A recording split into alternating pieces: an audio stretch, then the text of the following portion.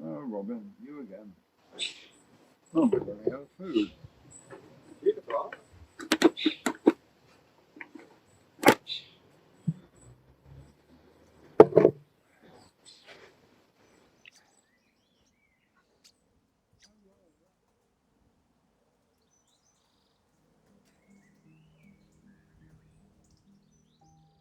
Collect information off me, and then what will you do with that? You won't use it literally, or you will write it into a... It's sort of more like documentary style. Yeah. So the recordings might be in the film. Right. And then I'll edit them so and you they have to join it together. Yeah. I see. So some of this recording might be used directly. If that's okay with you. Speak proper English. Yes, you must. I have to speak up. Well, I suppose I can give you a sort of resume. I can start, I suppose, rightly or wrongly, with this is running now, with a potted history of where I came from and all of that. Mm-hmm. Yeah. Long time ago now. You're going to try and compress 90 years into half an hour. Yeah. I'll try.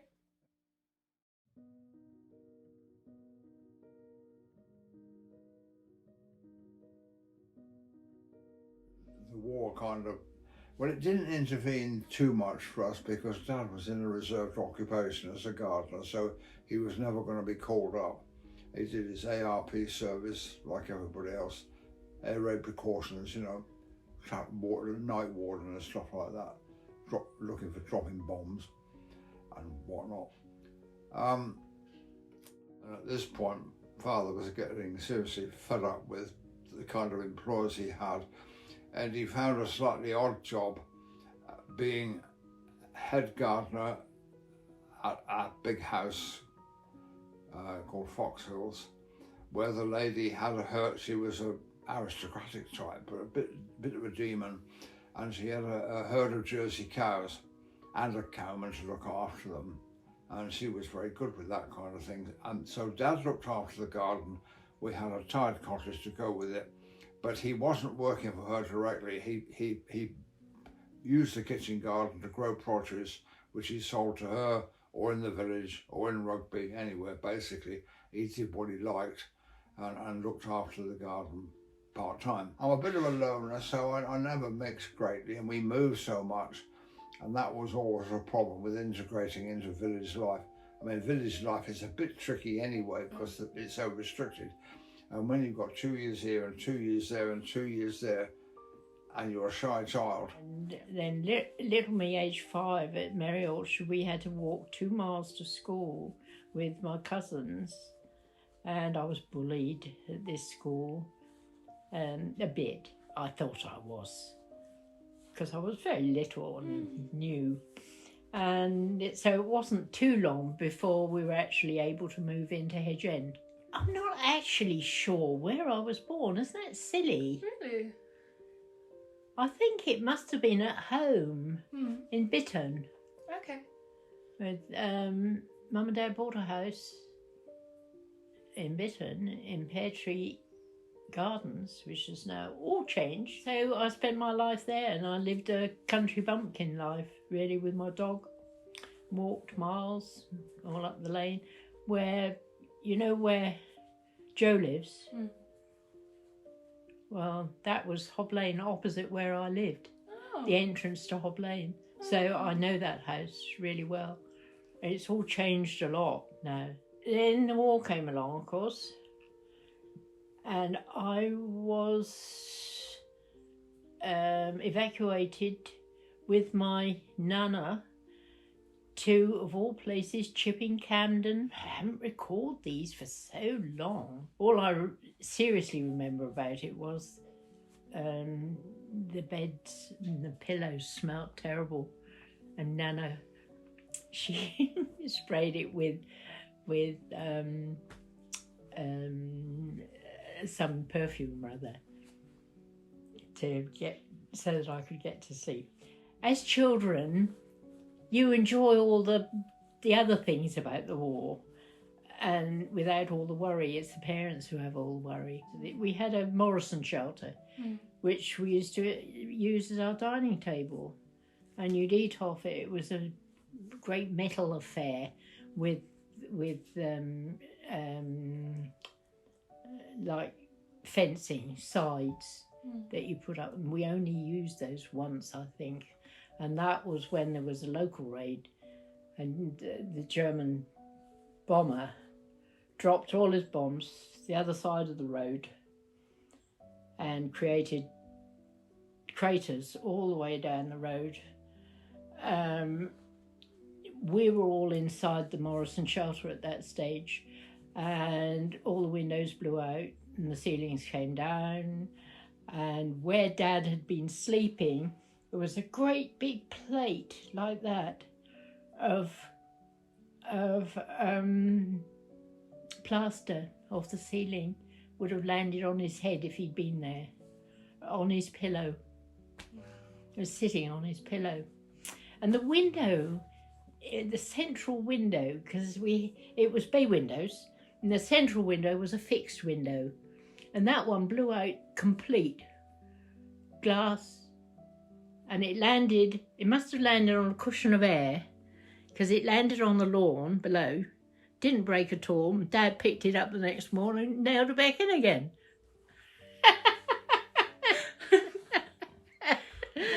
Yes, wow.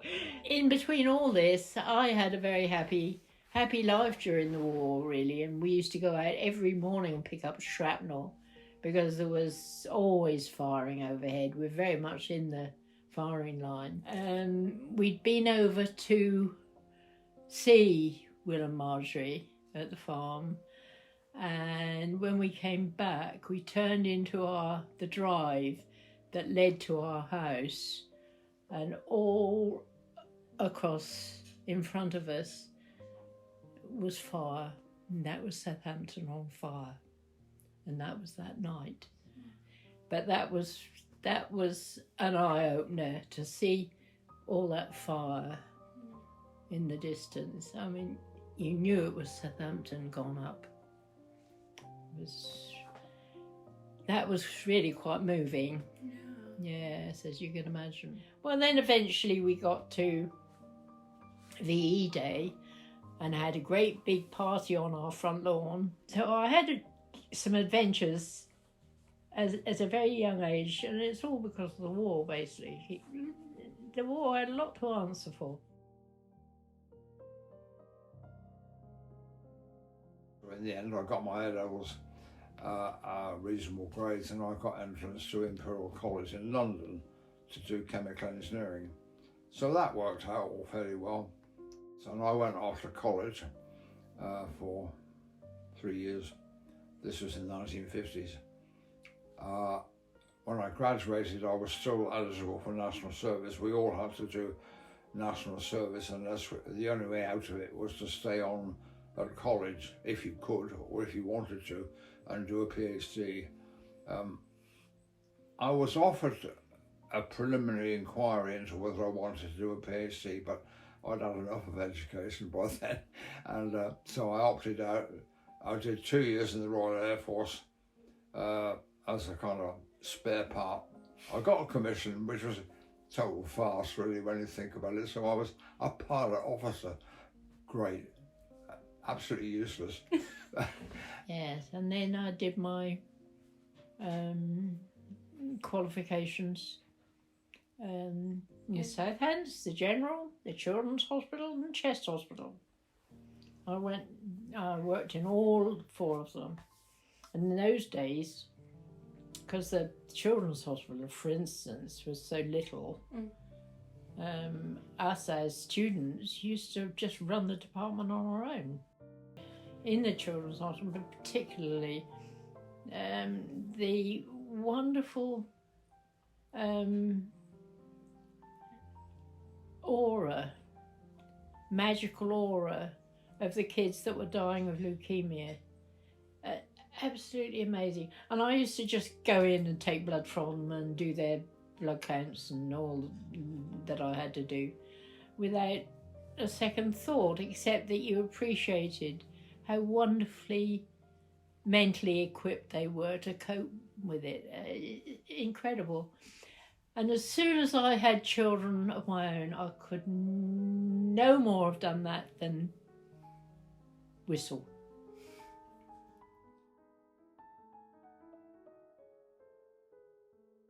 At the time, I'd got married to Simon's mum and Wendy's mum, and we bought a house in Hythe, and that was all fine except for the job.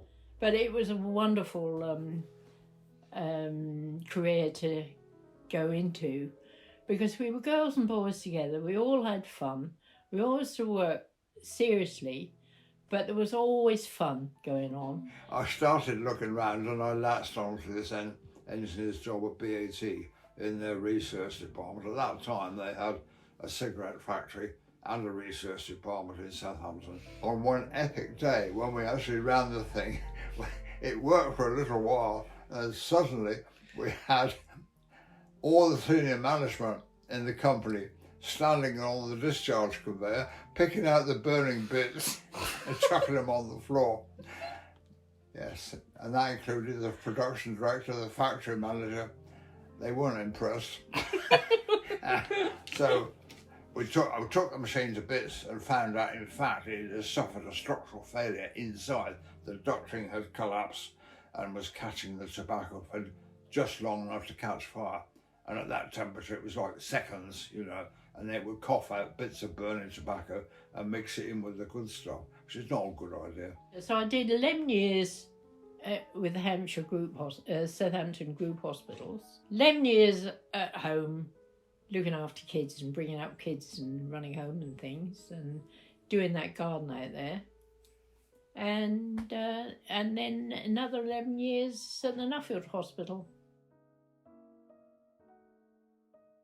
But, everybody has ups and downs, don't they? So here we are, and then sadly, Margaret and I split up, and then she died because she was very poorly. They were great. And they were good average children, all totally different, and they've all been brilliant in their various ways.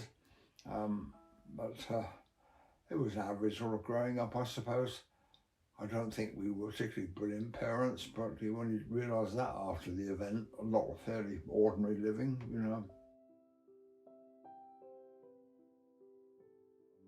I looked around and met Denise, and she'd had problems as well.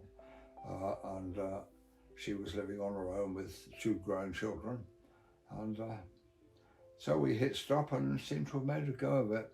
And she's brilliant. She's lovely company, and she's still got more marbles than I have. I think she keeps on top of the domestic stuff, and the gardens are absolute joy. So we'll keep it going as long as we can. Tell me about meeting Pop. What? Pop, this bugger. Oh, not meeting him. Yeah. He told you, I suppose, how it happened, did he? And we agreed to meet. We met in Winchester. We had lunch at the Wessex Hotel, by the cathedral. Yeah, and I invited him back to have a cup of tea, and we sat in the conservatory with Simon having a cup of tea and cake. So it was just friendship right from the word go. Just like that, no problem. Isn't it funny? There was just no question of not asking David back here. You could just, we just had lots to talk about, and he was obviously a lovely, safe person.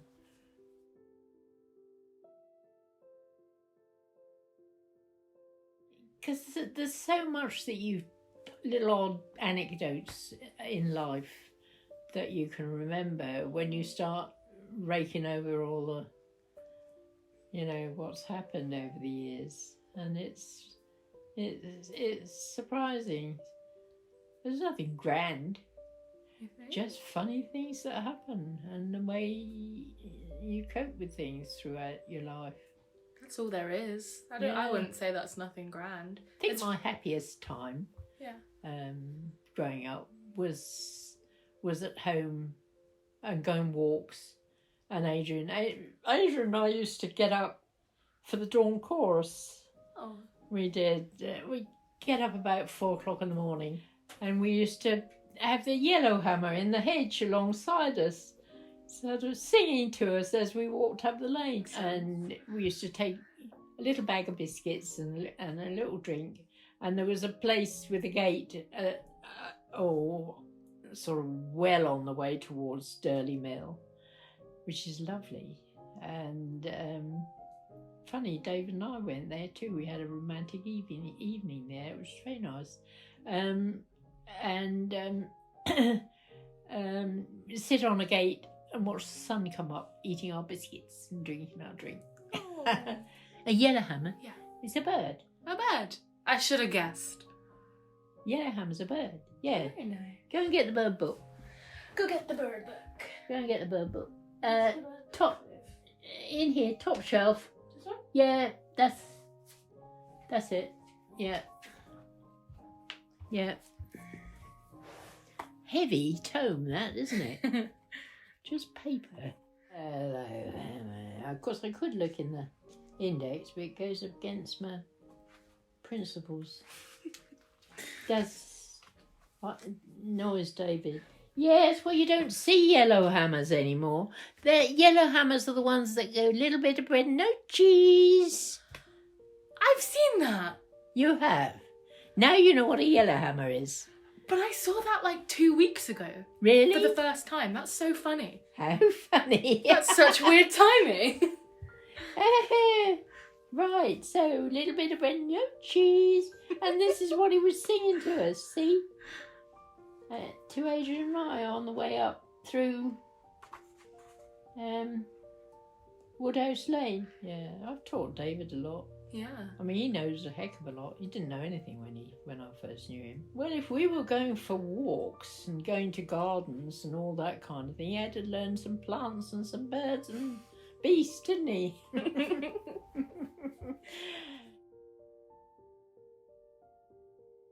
Tell me about the garden, like when you... I know it's harder to do it now, but your garden is amazing. I know it's normal for both of you, but not for everyone else. Like, No. how did you did you have like a routine of who would do what? Well, it's over many, many years, you see. Initially, John and I cleared all the brambles and the ivy, and because up the top it was wild.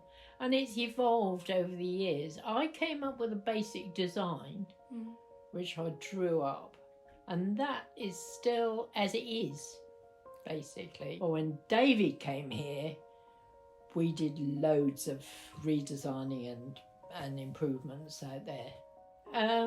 But we did a lot.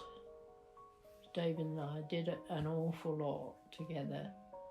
And of course we had the ducks and chickens and all the rest, yeah. It is so lovely that they have you here and you now. Well, that's right. And they've got this place which is like an anchor, like, somewhere to return to all the time. It's not expressed, it's never spoken about, but You all know. but it is. Is it true? I don't think I was here. I've heard that Monty's fallen in that pond before.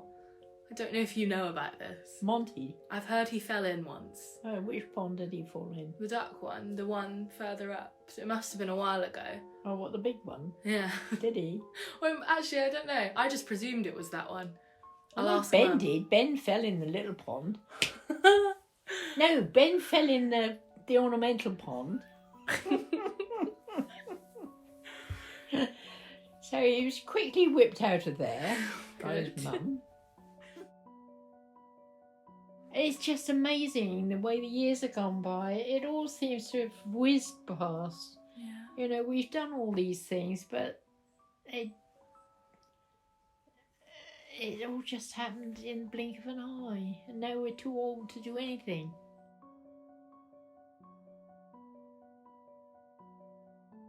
And tomorrow, 10 years' time, who knows? So we're very fatalistic about it, and I think Denise is the same. But what else? Happily, I mean, I think she, on my opinion, is that she's in better state than I am, slightly. But you never know. Either one of us will keel over first, and that'll be that. But Is that? we're kind of used to the idea. Are you okay? When? How do you get used to that idea? Like, how long has it been that's been? I don't know. It must slowly dawn on you, you know, that nobody's here forever. Hey ho, that's life. You speak about it very calmly. Have you always felt that way? That it's just. Oh well, I think so. Yeah, I think so. I mean, you can't duck it. You know, you're going to peg out. You peg out. Ted, a friend of ours, says, he said, I don't mind dying. I don't want to be there when it happens. Which is a bit witty. Yes, oh yes, it's certainly been interesting, and it's not something you sort of think about all the time, but when it comes to the nitty gritty, there's quite a lot of water has travelled under the bridges. Yeah. So that's about it, really. A bit random. No, But what you do with all of this is anybody's guess. Mine too, right now. Well, I'll figure it out. See, I can't keep it straight. To be fair, look at all of those. That's too many. You ever seen that? I love that photo. Oh, you've seen it before? Yeah. Yeah. No, but that's just The too whole many ghastly births to tribe. remember. The ghastly tribe. Yeah. Football team, almost. Yeah, that's quite a fun picture, isn't it? Big fan. Yeah. Cool. Oh. Do you want to go get some food? Okay. Right.